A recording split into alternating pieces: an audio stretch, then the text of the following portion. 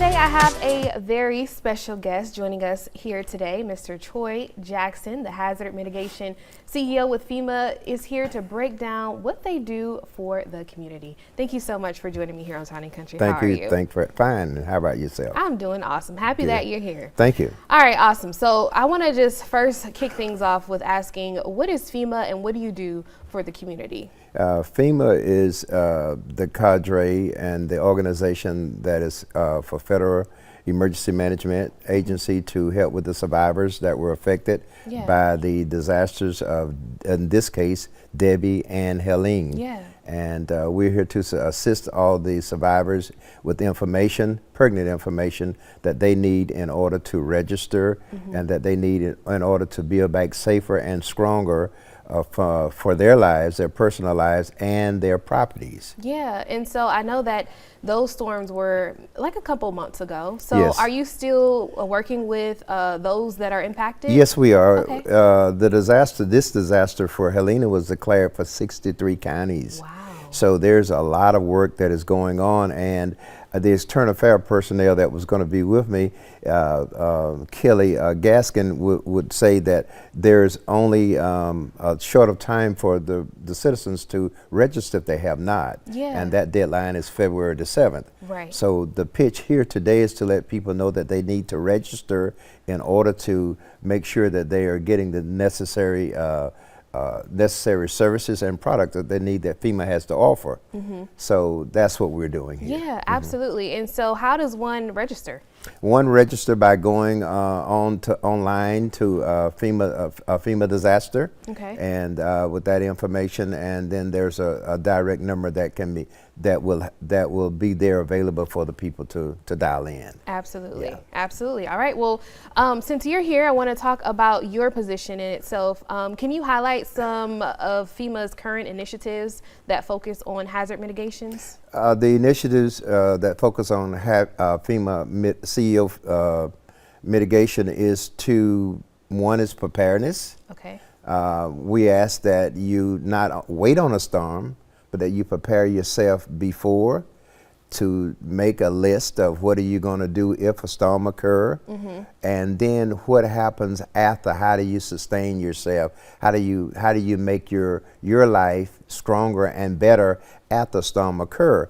And there are many ways of doing so, and in doing that would be preparing yourself to make sure you have proper documentations, emergency kit available, and to make sure that there's a route or communication channel for you and your family to know where you are in case you need emergency shelter. Yeah, and so I'm listening to you talking. You mentioned documentation. Now, if there is a storm or a natural disaster happening and someone loses, like, let's say their identity card, does FEMA help with that?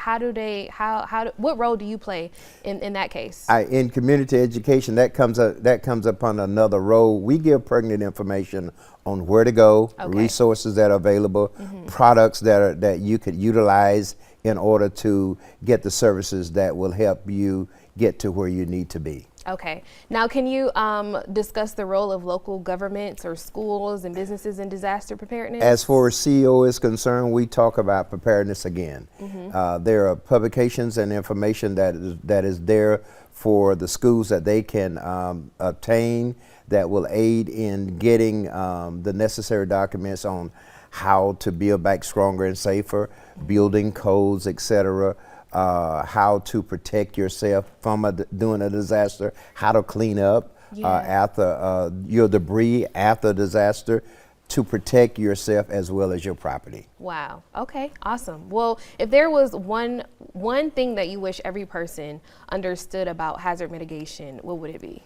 For us in this particular disaster, I would say you're your first responders. Okay. Don't wait on anyone else.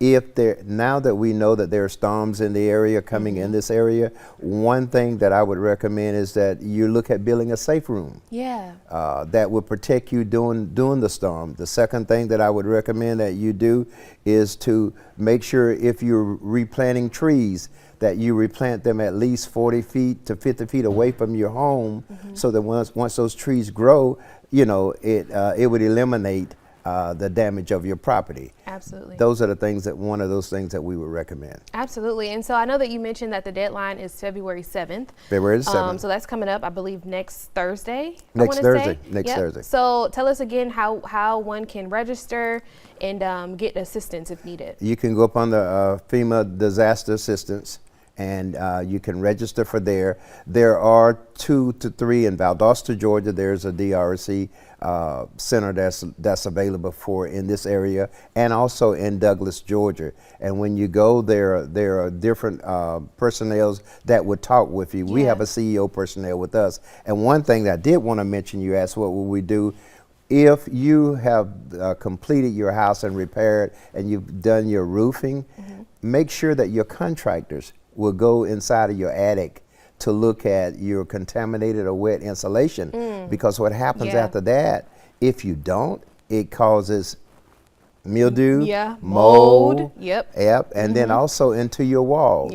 So you have to look at those things. If you wonder why there's so much sickness going on in the area and a person has not done those things, they're the proper steps that you need to take in order to better yourself. Absolutely. Well, as you mentioned earlier, assistance is available. The deadline to apply is February 7th. February the 7th. Awesome. Well, thank you so much for joining us here and giving us the breakdown of all the things we need to know to be prepared in case we have a storm or a natural disaster. We hope not, but my pleasure. Absolutely.